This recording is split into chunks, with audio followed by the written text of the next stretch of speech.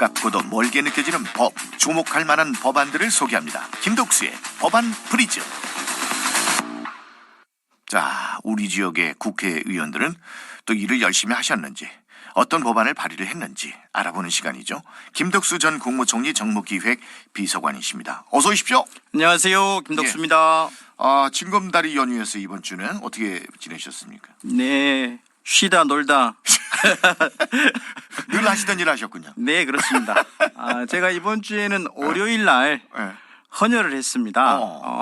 167회차라고 안내를 해주는데, 이야. 제가 헌혈을 생각을 해보니까 예. 처음 한 게 1987년이에요. 고등학교 다닐 때. 네. 그때는 본인 의사와 무관하게 헌혈을 장려하는 그래서 헌혈차가 와서 학교에서 했었는데 제가 167회 많이 했더라고요. 근데 그러네요, 진짜.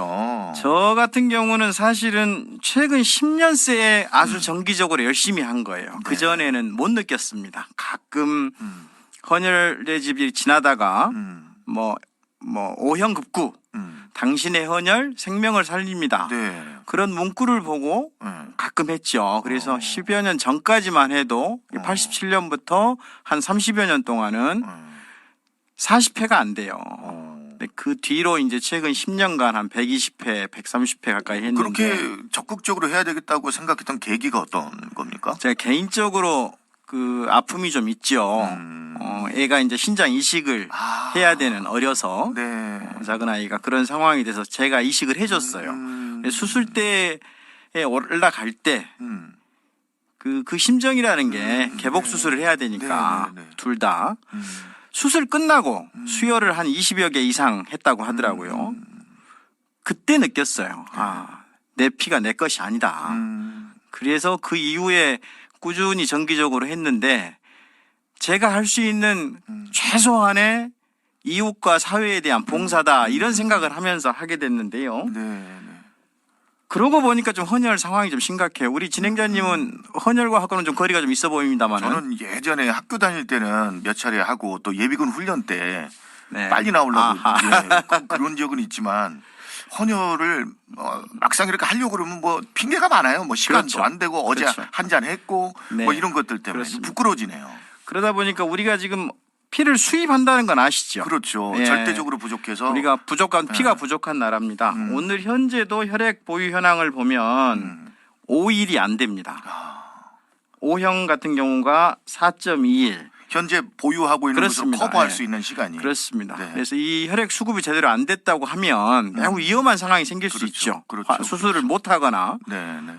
그래서 생명을 잃게 되는 그런 상황도 생길 수 있습니다. 그래서 가능하시면 내 건강도 지킬 수 있는 수단이고 그래서 헌혈을 좀 관심을 좀 가져주셨으면 하는 생각입니다. 우리 헌혈 수준이 5%가 안 된다고 그럽니다. 국민에. 필요를 절감하고서 그때 헌혈을 해야겠다 그러면 이미 늦었을 수도 그렇습니다. 있어요. 그럼 오늘 법안은 뭐 헌혈에 관련된 법안? 아닙니다. 그건 아니고.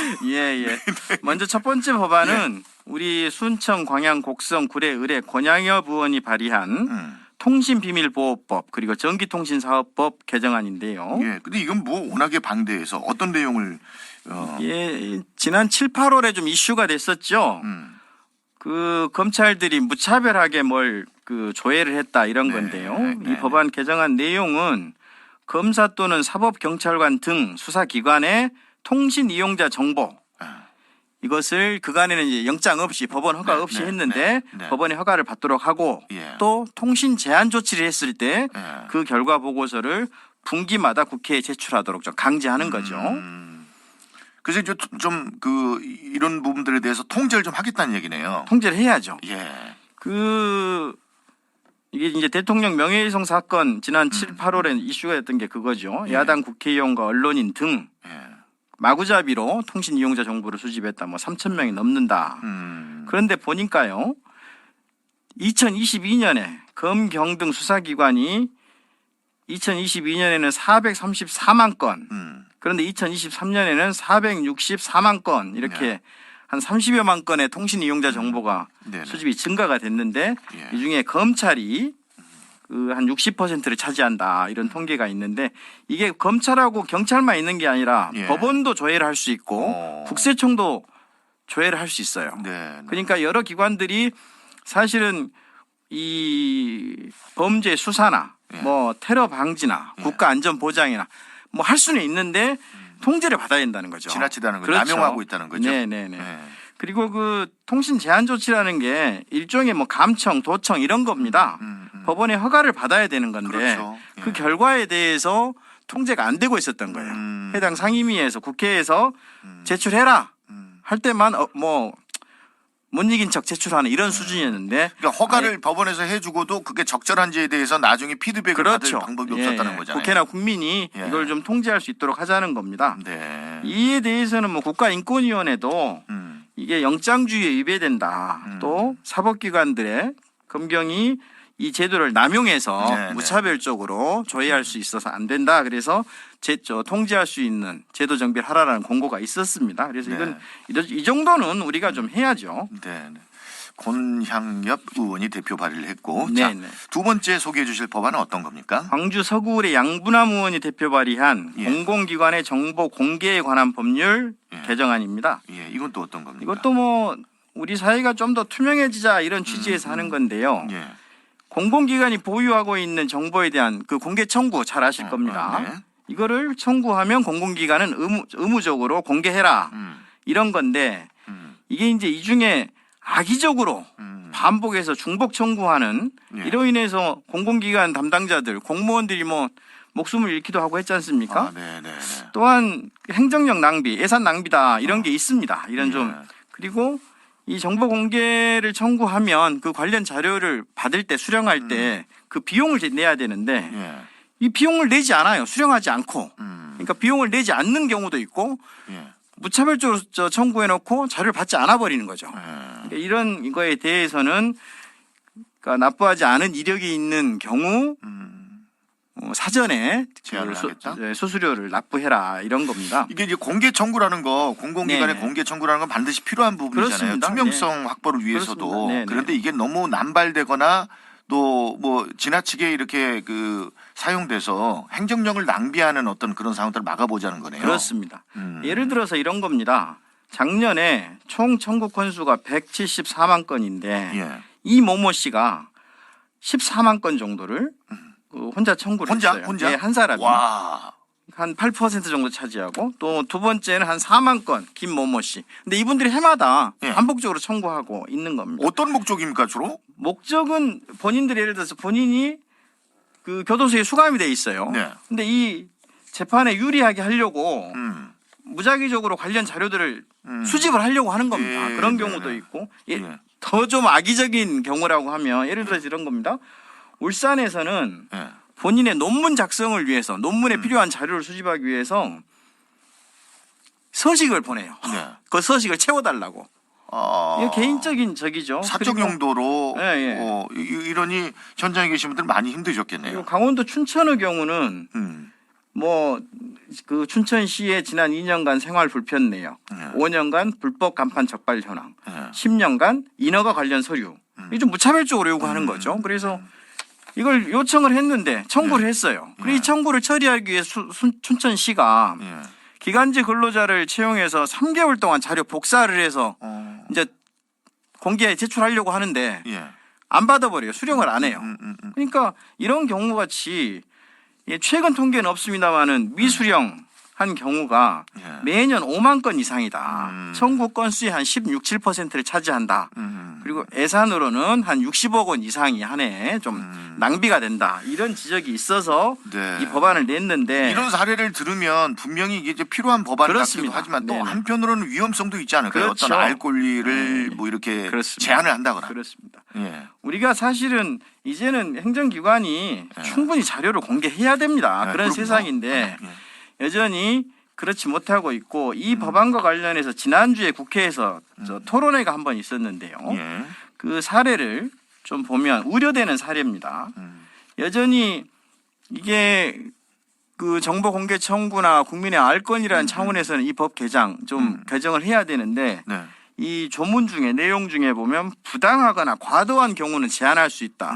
이런 개정안의 내용이 있는데 근데 그걸 누가 판단해? 그렇죠. 이게 과도하다는 이제 거는. 매우 추상적이고 아, 불명확하고 네. 그러니까 그 판단을 해당 공공기관이 물론 정보공개심의위원회라는 게 있긴 합니다만은 네. 여기서 이제 자의적으로 판단해서 안 할 수 있다는 거죠. 이 실제로 보면은 LH공사 뭐 잘 아시겠습니다.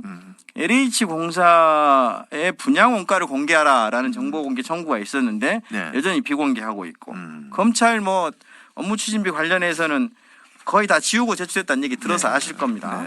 그리고 뭐 서울시의회 의원들이 왜 회의에 불출석했는지 하고 시민들이 청구했는데 역시 그 공개하지 않는 거예요. 그러니까 이런 게 우리 사회가 이제 좀 더 알겠습니다. 투명해져야죠. 최대한 공개하고 네네. 해야지 않겠나 생각합니다. 자, 마지막 법안으로 가겠습니다. 북구 갑에 정준호 의원이 대표 발의한 지역문화진흥법 일부 개정 법률안입니다. 어떤 내용입니까? 이거는 이제 문화마을이라는 용어를 좀 신설하자. 우리가 문화도시, 문화지구 현행 이 지역문화진흥법에 보면요. 예. 광역자치단체 단위에서 문화도시를 지정할 수 있습니다. 네. 그리고 문화지구도 지정할 수 있어요. 예. 그런데 이제 소규모 문화마을을 만들자. 그래서 소규모 문화시설이나 마을 고유 문화에 기반한 문화예술 활동을 통해서 주민들의 정주의식을 향상하고 마을의 자생력을 키우자 이런 취지인데요. 네. 사실은 우리 광주가 아시아 문화 중심 도시 아닙니까? 그렇죠. 이게 이제 20년이 됐습니다. 이 예. 개념이 들어온 게 2004년에 그 문화도시 이런 게 들어왔고 또 아까 말씀드린 문화지구라는 것도 2014년에 요 법이 지역문화진흥법이 생기면서 됐는데 이 관련 문화도시 사업이 실제로는 예. 이 그런 규모에 맞지 않게 마을 단위로 주로 진행이 되고 있어요. 네. 2019년부터 22년까지 정부가 24곳의 문화도시를 지정을 했는데 네. 그 대부분이 무슨 빈집 문화 공간 조성, 마을 내 문화센터, 뭐 문화공간 이런 이름으로 총 3,500여 곳에 이런 공간을 마련하는 데 주력한 거예요. 네. 그 우리 정준호 의원이 이게 이제 총선 때 공약을 했다는데 예를 들어서 임동희에 이제 기아 야구장 있지 않습니까? 네, 그래. 챔피언스 필드. 네. 그 야구 문화를 중심으로 사람들이 좀 즐기고 찾고 하는 문화 마을을 만들어 보자. 또 석곡의 분청사기 마을 이런 테마를 가지고. 이제 저희 고향인 나주도 네.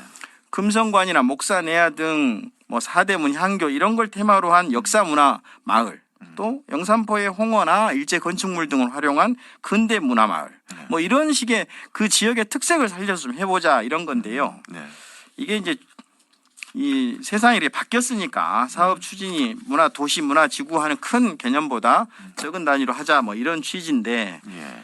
이게 되돌아보니까 이 법의 이제 목적이 기본적인 목적이 지역 간의 문화 격차를 해소하고 지역별로 특색 있는 고유의 문화를 발전시킴으로써 지역 주민의 삶을 향상시키고 문화 국가를 실현하자 이렇게 했는데 지난 10년 넘는 시간 동안에 좀 전에 말씀드린 대로 공간 조성하는데 네. 무슨 센터나 공간 조성하는데 좀 치중이 돼 있어요.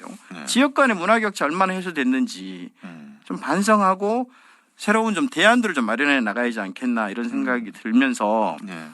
국가적으로도 요걸 한번 반성을 해야 됩니다. 문화예술 정책이 과연 지역에 맞게 다 대부분 서울과 대도시 중심으로 돼 있지 않습니까? 네. 뭐 우리 진행자님이 지금 현장에 계시니까 잘 아시겠지만 네. 그리고 관 주도, 정부 주도 이게 문화 정책이 다 이러다 보니까 이 제대로 안 되고 있는 거예요. 반성이 좀 필요한 알겠습니다. 겁니다. 어쨌든 뭐 이런 부분들을 우리 의원 여러분들이 같이 고민하고 지혜를 이렇게 모으고 있다라는 것은 일단은 반갑습니다. 네, 네. 보다 실효성 있는 법안들이 계속 나오기를 그래야죠. 바라고요. 네. 네, 오늘 말씀 잘 들었습니다. 고맙습니다. 네, 고맙습니다. 네, 오늘 또 우리- 안전운전하세요. 예, 고맙습니다. 우리 국회의원들이 어떤 법안을 발의했는지 김덕수 전 국무총리 정무기획비서관과 살펴봤습니다. 잠시 전하는 말씀 듣겠습니다.